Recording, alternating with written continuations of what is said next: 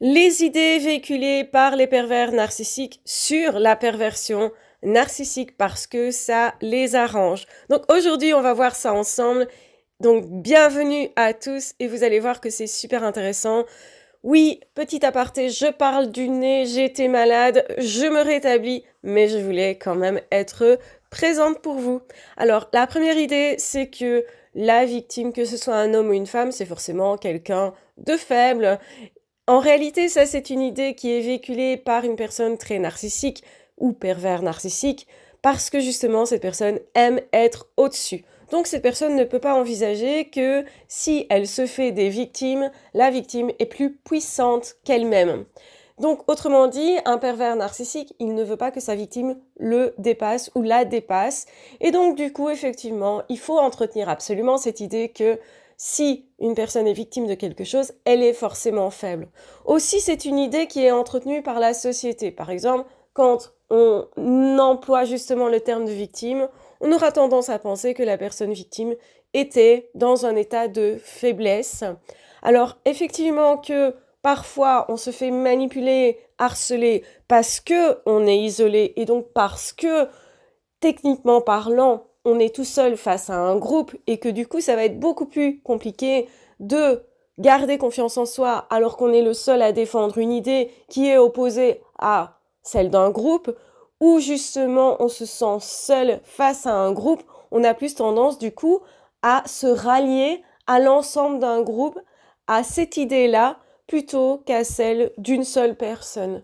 Donc, autrement dit aussi, dans le terme victime, il y a le fait de reconnaître une personne qui n'a pas pu se défendre parce que peut-être c'était un enfant, parce que peut-être cette personne avait moins de force physique, parce que c'était peut-être une personne âgée qui justement était en état de faiblesse par rapport à d'autres personnes qui avaient du coup un pouvoir sur l'autre. Donc en fait, on fait référence au fait que la victime, elle subit quelque chose et effectivement, l'autre semble avoir plus de pouvoir sur elle. Par contre, on ne fait normalement pas référence à l'état réel, aux forces psychologiques de la personne qui est dite victime. Parce que parmi les victimes de pervers narcissiques, en fait, ce sont plutôt des personnes extrêmement fortes. Pourquoi ça? Parce qu'en fait, la personne qui est perverse narcissique veut se voir au-dessus, donc dira toujours l'autre est plus faible, forcément. Ça l'arrange en réalité. Donc c'est bien une idée véhiculée par les pervers narcissiques qui ne peuvent pas estimer que la victime est plus forte qu'eux parce que l'idée même leur fait peur. N'oubliez pas que la pire peur des pervers narcissiques, c'est justement être en position de dominer parce que eux ne lisent pas les choses autrement que par le fait d'être dominant ou dominé. Ils ne connaissent pas le rapport d'égal à égal, donc ils ne l'envisagent pas. Par définition, ils doivent toujours avoir le dessus. Et c'est sur ça qu'ils vont toujours s'imposer, écraser, manipuler, manœuvrer, bref, faire tous ces mécanismes qui empêchent d'avoir une vraie relation humaine. Et c'est bien pour ça que même si vous voulez une vraie relation humaine, parce que vous en êtes capable, eh bien, l'autre n'en sera pas capable si cette personne est perverse narcissique. Donc, du coup, eh bien, il ne sert à rien d'essayer de défendre la relation, d'essayer de la développer, de manœuvrer pour montrer sa gentillesse ou mettre en confiance, que sais-je d'autre. Tout ça, ce seront des manœuvres vaines par rapport aux pervers narcissiques, pas par rapport aux personnes normales. Donc, autrement dit, la personne qui est victime d'un pervers narcissique ou d'une perverse narcissique peut effectivement se trouver dans un état de faiblesse parce que le ou la perverse narcissique va essayer de mettre cette personne dans un état de faiblesse en l'isolant, en lui faisant perdre confiance en elle-même, en l'agressant à répétition et avec beaucoup d'obsession, justement parce que pour qu'une personne se fragilise psychologiquement, il faut des agressions répétées. Or, quand on prend une personne et qu'on l'agresse autant, eh bien, il faut déjà être vachement tenace pour simplement être encore vivant après avoir vécu ça. Donc, quand on sort d'une relation avec un pervers narcissique, qu'on arrive à se reconstruire, même si ça prend du temps, même si on est blessé, même si effectivement on va pas très bien après parce qu'on a des chocs post-traumatiques, malgré tout, ça montre qu'on a une grande force. Et en réalité, ce que les pervers narcissiques ne vous disent pas, c'est qu'ils cherchent plutôt des personnes qui ont beaucoup de force à l'intérieur d'eux, parce que sinon, la personne qui est faible réellement, qui est vraiment une personne qui gère pas sa vie, qui n'a pas grand-chose à apporter aux autres finalement, eh bien cette personne-là n'intéresse pas les pervers narcissiques, parce que on ne sait pas jouer avec beaucoup.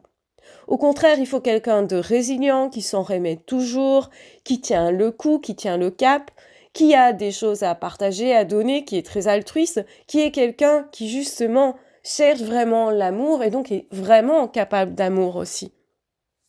C'est donc quelqu'un aussi qui est particulièrement mature, là où le pervers narcissique est profondément immature et a en fait une dépendance affective, ce qui veut dire que cette personne veut en fait que ça soit l'autre qui gère à sa place. Et pour gérer à sa place la vie d'un tordu ou d'une tordue, parce qu'on va parler en termes clairs, eh bien il faut une grande force en fait. Et donc dire qu'un pervers narcissique, homme souvent, chercherait une femme faible, c'est quelque chose d'absolument faux et archi faux. Ce n'est pas la réalité des faits, parce que les pervers narcissiques savent qu'ils veulent profiter, et que donc ils veulent profiter de quelqu'un qui gagne, par exemple, bien sa vie, il faut que cette personne ait des ressources déjà financières, mais aussi psychologiques, mais aussi des ressources effectivement au niveau des relations. À quoi ça servirait d'entrer dans la vie de quelqu'un qui n'a déjà rien et de lui faire perdre tout? On ne se sentirait pas puissant dans ce cas-là, dans la tête du pervers narcissique. Mettez-vous à sa place 5 secondes. Oui, rien que 5 secondes, je vous rassure.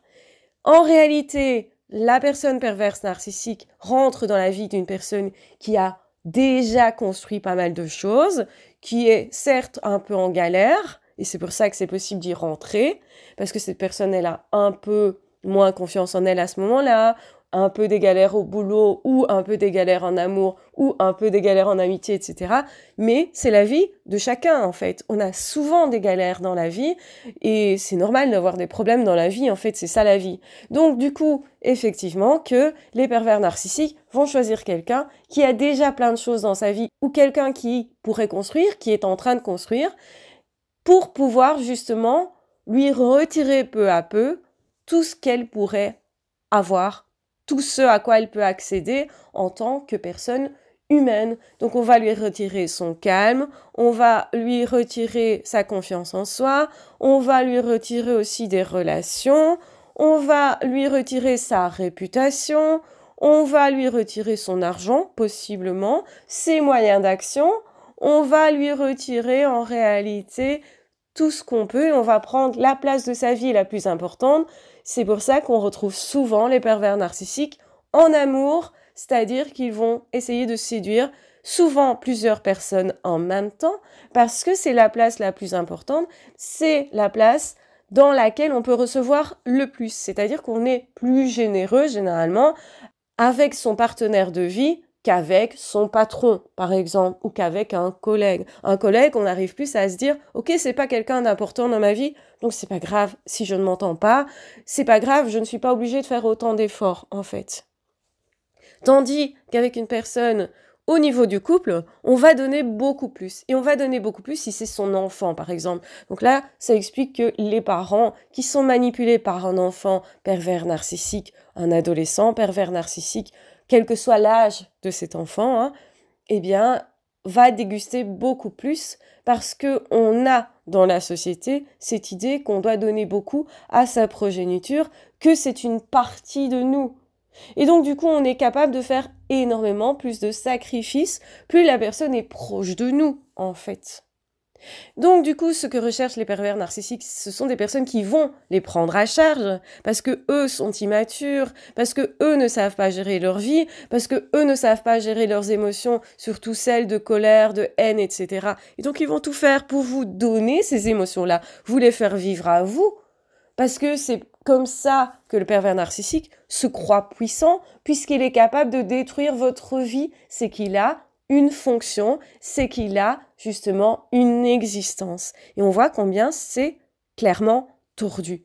Une personne normale ne va pas choisir quelqu'un qui est forcément hyper fort, hyper résistant, cette personne est OK avec le fait que la personne en face ait des défauts. Et c'est pourquoi une personne qui est saine ne va pas passer son temps à dire à l'autre « t'as vu ça, tu sais pas faire ». Non, on peut en parler, on peut discuter, etc. Mais c'est rien si l'autre a des failles à certains moments, parce qu'on en a tous, et on est capable de composer ensemble. Il y a le vrai ensemble qui est là, parce que justement, on peut partager dans un rapport d'égal à égal, ce qui n'existe jamais avec un pervers narcissique. Et au boulot aussi, les pervers narcissiques vont toujours dire « je suis plus grand, je suis plus fort, j'ai tel diplôme, j'ai un doctorat ». Non, non, être juste psy n'est pas suffisant, évidemment. Donc voilà, la personne va chanter quelque chose qui est complètement faux, qui est complètement aberrant. C'est une personne qui va se dire le meilleur coach de tous ou le plus grand ci ou là. Donc c'est quelqu'un qui va avoir justement une éloge sur lui-même qui déjà devrait vous mettre la puce à l'oreille.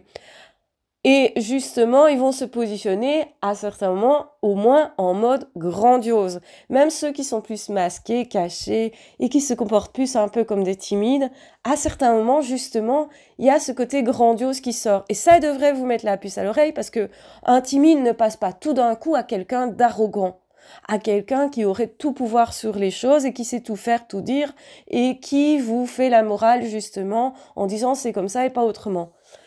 Parce que là, effectivement, on voit le côté grandiose, on voit le côté narcissique, le côté je dois être tout puissant, je dois tout maîtriser de ta vie, alors qu'en fait, ça n'a rien de sain de tout maîtriser chez l'autre.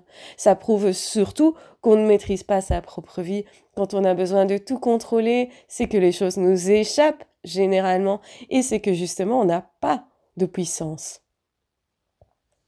Donc en fait, la personne qui va être réellement faible, c'est le pervers narcissique. Sauf qu'ils peuvent aussi jouer de ça en disant « je souffre plus que toi, moi j'ai connu des trucs beaucoup plus traumatisants et moi, du coup, il faut être gentil avec moi parce que je souffre ou je suis malade, donc du coup, tu dois faire pour moi ceci et ça parce que moi, je souffre. » Quelqu'un qui, systématiquement, ramène sur la scène sa propre souffrance comme étant celle qui compte et minimise toujours la vôtre, n'en tient pas compte même, alors vous savez que c'est toxique, que c'est une relation toxique. Mais cette personne aimera à vous faire croire que vous n'avez aucune capacité dans la vie de façon générale et que vous êtes faible. Dire les victimes de pervers narcissiques sont forcément des personnes faibles, c'est soit quelqu'un qui ne s'y connaît vraiment pas sur le sujet, ou soit quelqu'un qui est lui-même pervers narcissique ou qui a un fort trouble narcissique et qui aime à penser qu'il serait ou qu'elle serait au-dessus des autres. C'est de l'ego, clairement, un ego anormal, parce que le fait d'avoir de l'ego n'est pas forcément anormal. Ici, c'est malsain, avec une incapacité de relation d'égal à égal. On peut être très narcissique dans le sens s'apprécier soi très fort, vouloir se mettre en avant, avoir besoin d'être le centre de l'attention un peu plus que les autres, mais être capable de relations d'égal à égal. C'est-à-dire qu'on va valoriser autant les autres que ce qu'on se valorise soi. On va donner autant d'attention aux autres qu'à soi-même, même si nous-mêmes, nous en avons plus besoin que la moyenne. C'est-à-dire que c'est quelqu'un qui est capable de relations d'égal à égal. Peut-être que c'est quelqu'un qui a besoin d'avoir plus d'attention, effectivement, et que, effectivement, cette personne a plus besoin de se mettre en valeur, en avant, parce que sinon, cette personne se sent moins être quelqu'un. Il y a des gens comme ça. Mais c'est aussi quelqu'un qui est capable de mettre les autres en avant, de valoriser les autres, également, qui est capable, en fait, de composer avec les autres, et donc capable de relations d'égal à égal. Le narcissique, le pervers narcissique n'est pas capable de faire ça parce que c'est lui d'abord ou elle d'abord. Et en réalité, justement, ils veulent absolument être tout puissants, tout contrôler, tout gérer et faire en sorte qu'ils décident tout. Quand quelqu'un vous dit « c'est moi qui commande ici, de toute façon », ou c'est à moi à décider, eh bien, ces personnes montrent un excès de narcissisme et ça peut être de la perversion narcissique. Donc, effectivement, quelqu'un qui veut contrôler votre vie n'a rien à faire dans votre vie, tout simplement. Ce n'est pas normal qu'une personne passe son temps à contrôler votre vie.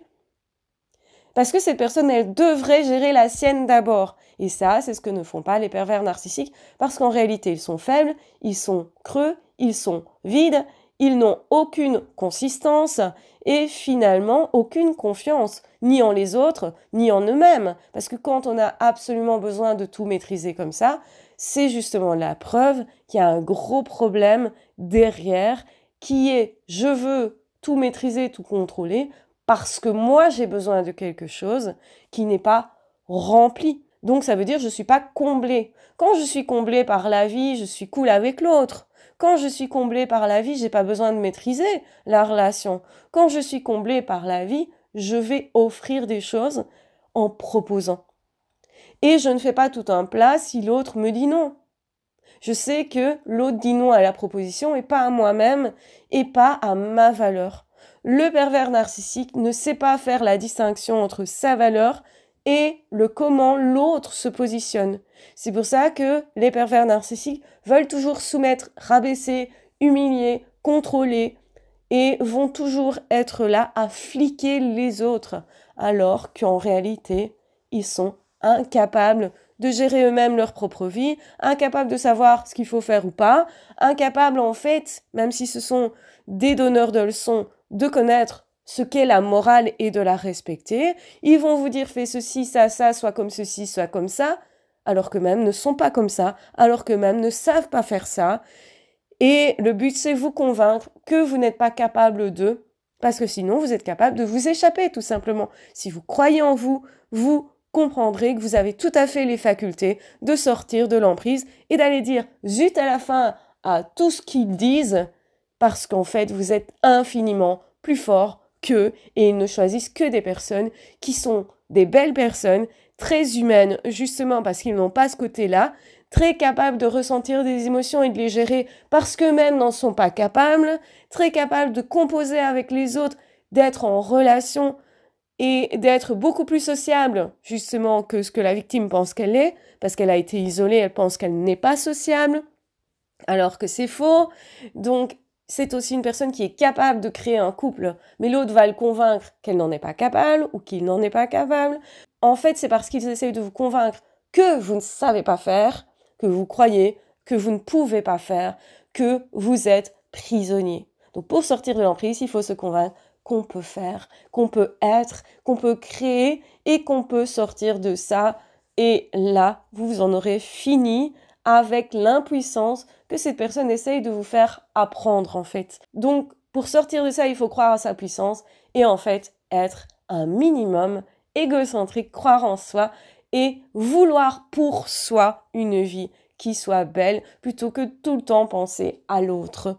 Je vous embrasse bien fort, je vous aime très fort. Si vous êtes arrivé jusqu'ici, dites en commentaire « J'arrête de penser toujours à l'autre et je pense enfin à moi parce que je ne veux pas qu'on m'apprenne cette impuissance. Je suis puissant. » Donc notez en commentaire « Je suis puissant » tout simplement et ça me montrera que vous êtes allé jusqu'au bout de cet audio parce que vous voulez vraiment travailler sur vous et ça me montrera aussi les personnes qui s'en sortiront.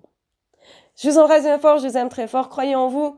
Si vous avez noté cette phrase, sachez que vous allez vous en sortir, c'est sûr, parce que vous êtes tenace, parce que vous êtes courageux, parce que vous êtes fort et parce que vous ne vous êtes pas laissé convaincre que vous étiez soi-disant un faible, un impuissant, ce que vous n'avez jamais été. S'il vous plaît, répétez cette phrase dans votre tête autant de fois qu'il faudra. Je n'ai jamais été impuissant, je peux faire, je suis capable. Je ne me laisse plus convaincre que je ne suis pas capable. Je crois en moi, j'y vais et je fais des choses petite touche par petite touche. Et vous allez, de cette façon-là, vous déployer enfin. Je vous embrasse bien fort, je vous aime très fort. Prenez bien soin de vous et on se retrouvera très vite dans d'autres audios ou dans d'autres vidéos. Ah, ciao, bye bye.